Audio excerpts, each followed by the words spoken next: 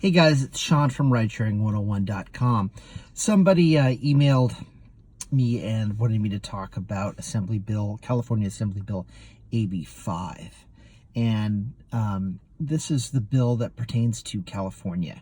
And it's a bill proposed to the state assembly that would reclassify gig economy workers, people that do rideshare, and Postmates and other gig related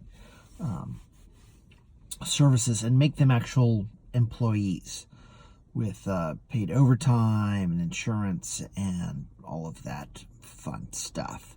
And I've done a little bit of reading, not a whole lot, but there's a few things to think about. I know a lot of people are going, yeah, finally, if this passes, it'll be great.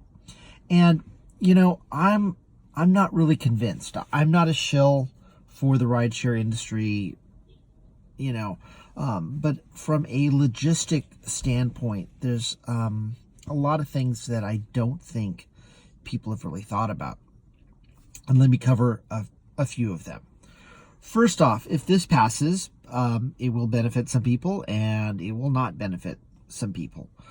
A lot of people, I think, are like, finally we're going to get some benefits. But I'm not really convinced that the benefits are going to be completely helpful. And, first off, as an independent contractor, you can work whenever and wherever you want. Now, if you become an employee, you can expect to sign an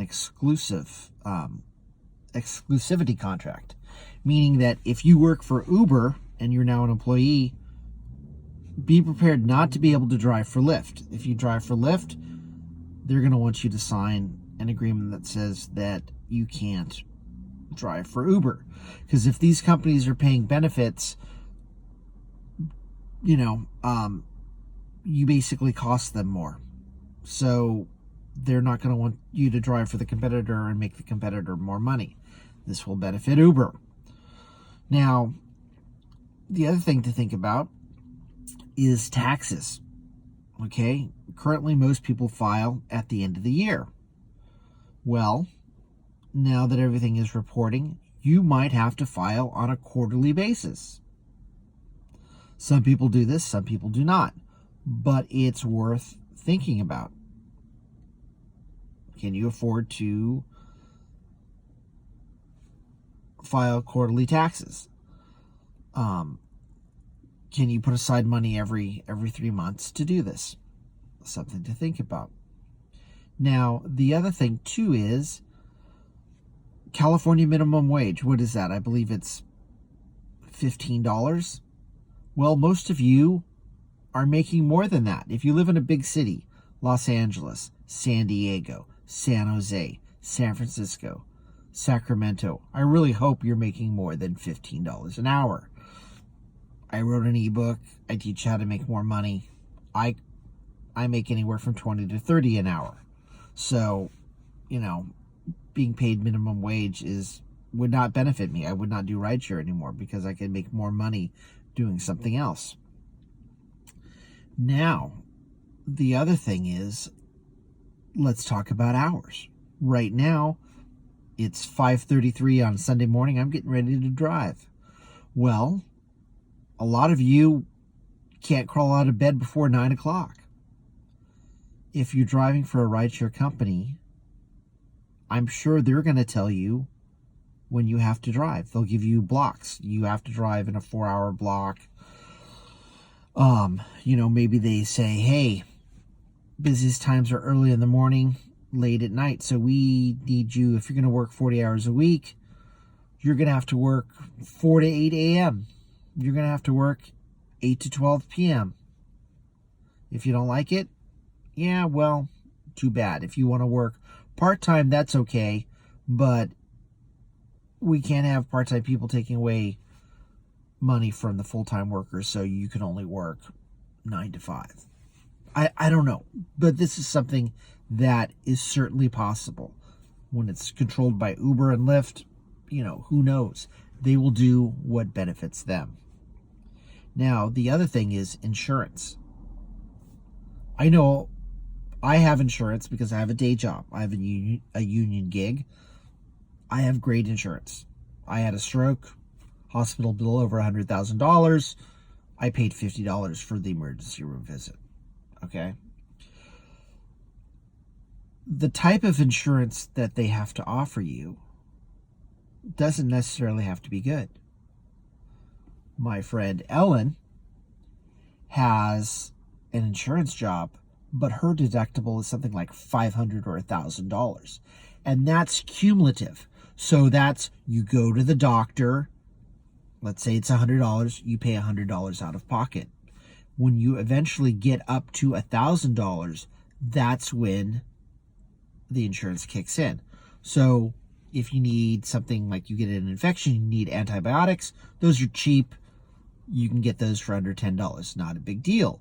If you need a blood pressure medicine or, cholesterol medicine, it might be $40 or $50.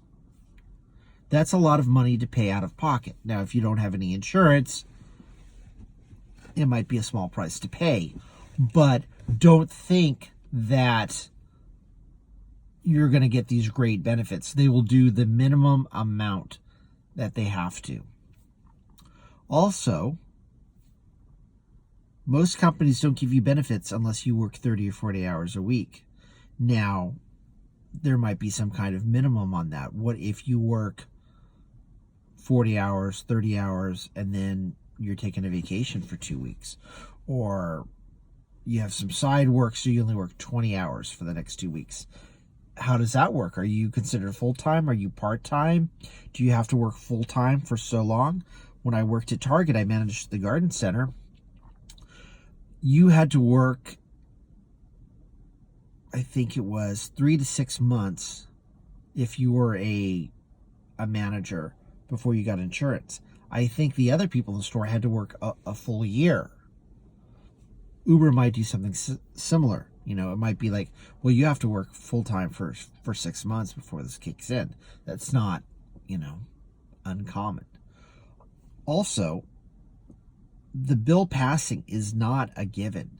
You know that Uber and Lyft, now that they have billions of dollars, they did their massive stock IPO, will be fighting this tooth and nail, along with all the other ones like DoorDash.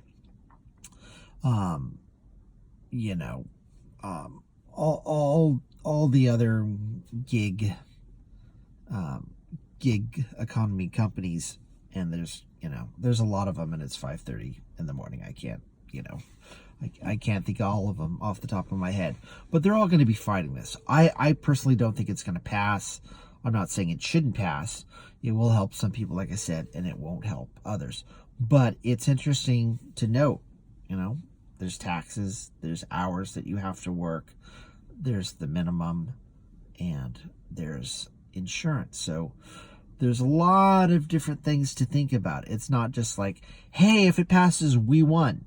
It might be a case of be careful what you wish for. Now, if you don't have any insurance, having some is definitely a good thing. My friends Jill and Linda, great people, hardworking people, desperately need insurance. So it might be a good idea. It might be the only way they can get insurance. Everybody's different. Everybody has different needs.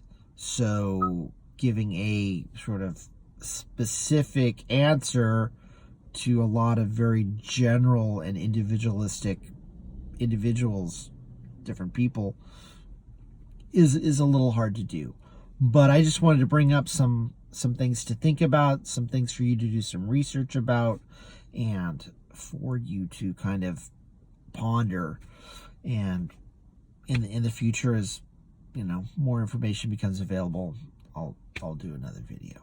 But there you have it. I got to go drive now, so good luck to everybody. Be safe.